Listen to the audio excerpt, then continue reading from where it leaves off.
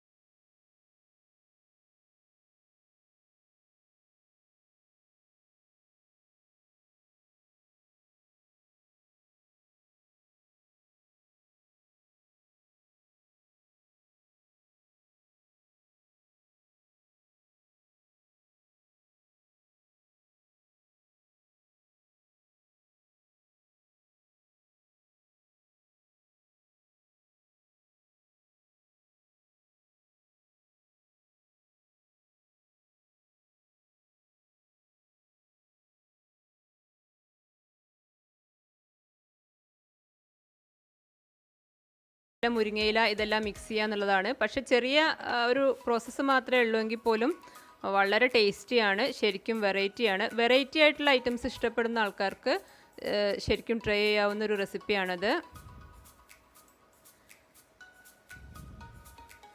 ഇതാ മുരിങ്ങയില എടുത്ത് വെച്ചിട്ടുണ്ട്, പുളിയിഞ്ചി എടുത്ത് വെച്ചിട്ടുണ്ട്. പുളിയിഞ്ചി ഏകദേശം ഒരു 5 ടേബിൾ സ്പൂൺ എങ്കിലും വേണം ഇതിലേക്ക്. 5 6 ടേബിൾ സ്പൂൺ എടുക്കാം. മുരിങ്ങയില ഞാൻ 2 തണ്ടാണ് എടുത്തിട്ടുള്ളത്. ഫ്രൈ ചെയ്ത് മാറ്റിയതിന് ശേഷം അതിൽ കുറച്ച് എണ്ണ ഒഴിവാക്കണം. എന്നിട്ടൊരു 3 ടേബിൾ സ്പൂൺ എണ്ണയിലേക്ക് നമ്മൾ മുരിങ്ങയില ഇട്ട് കൊടുക്കുകയാണ്. മുരിങ്ങയില ഇട്ടിട്ട് നമ്മൾ കറിവേപ്പിലയൊക്കെ ഫ്രൈ ചെയ്ത് മാറ്റുന്ന പോലെ അതൊന്ന് ഫ്രൈ ചെയ്തിട്ട് മാറ്റി വെക്കണം.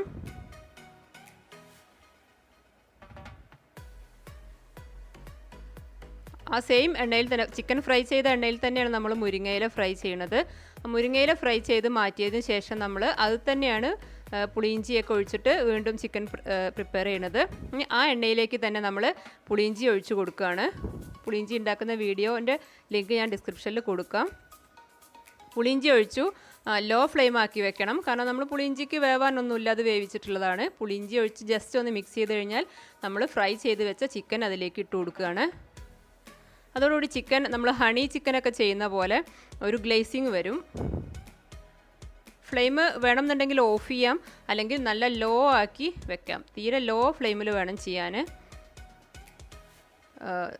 പുളിയിഞ്ചിയുടെ ആ ഒരു ടേസ്റ്റും ഇതെല്ലാം ഇതിലേക്ക് മിക്സ് ആവണം.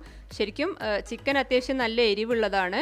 ആ കൂടെ നമ്മൾ അത്യാവശ്യം എരിവും പുളിയും മധുരമുള്ള പുളിയിഞ്ചിയാണ് ഒഴിച്ചു കൊടുക്കുന്നത്. അത് വല്ലാത്തൊരു ടേസ്റ്റാണ്. പുളിയിഞ്ചീൻ്റെ ആ ഒരു മധുരവും അതുപോലെ പുളിയും എല്ലാം കൂടി ചിക്കനിലേക്ക് പിടിക്കുമ്പോൾ തീരെ ലോ ഫ്ലെയിമിലിട്ടിട്ട് വേണമെന്ന് പ്രത്യേകം പറയുകയാണ്, പെട്ടെന്ന് കരിഞ്ഞു പോവും. ഇപ്പോൾ ഏകദേശം ഒന്ന് റെഡി ആയിട്ടുണ്ട്. അപ്പോൾ നമ്മൾ ഏറ്റവും അവസാനം ഫ്ലെയിം ഓഫ് ചെയ്തതിന് ശേഷം നമ്മൾ ഫ്രൈ ചെയ്ത് മാറ്റി വെച്ചിട്ടുള്ള മുരിങ്ങയില അതിലേക്ക് ഇട്ട് കൊടുക്കുകയാണ്. പിന്നെ കൂടുതലായിട്ട് മിക്സ് ചെയ്യേണ്ട ആവശ്യമില്ല. ഇപ്പോൾ ഞാൻ സെർവ് ചെയ്തിട്ടുണ്ട്. ചപ്പാത്തീൻ്റെ കൂടെയോ അല്ലെങ്കിൽ പൊറോട്ടയുടെ കൂടെയോ നാനിൻ്റെ കൂടെയൊക്കെ നല്ല ടേസ്റ്റാണ്. ബട്ടർ നാനിൻ്റെ കൂടെയൊക്കെ നല്ല കോമ്പിനേഷനാണ്. ഞാനിപ്പോൾ ഗീ റൈസാണ് ഉണ്ടാക്കിയിട്ടുള്ളത്. ഗീ റൈസിൻ്റെ കൂടെയാണ് ഞാൻ കഴിച്ചിട്ടുള്ളത്. അടിപൊളി ടേസ്റ്റാണ്. ശരിക്കും എന്താ പറയുക, പിന്നെ നമ്മൾ ഒരു പ്രാവശ്യം കഴിച്ചു കഴിഞ്ഞാൽ മറക്കൂല, അത്രയ്ക്കും നല്ല ടേസ്റ്റാണ്. എല്ലാവരും ഒന്ന് ട്രൈ ചെയ്ത് നോക്കണം. റെസിപ്പി ഇഷ്ടമായാൽ ഒന്ന് ഷെയർ ചെയ്യണം, ചാനൽ ഒന്ന് സബ്സ്ക്രൈബ് ചെയ്യണം. Thank you.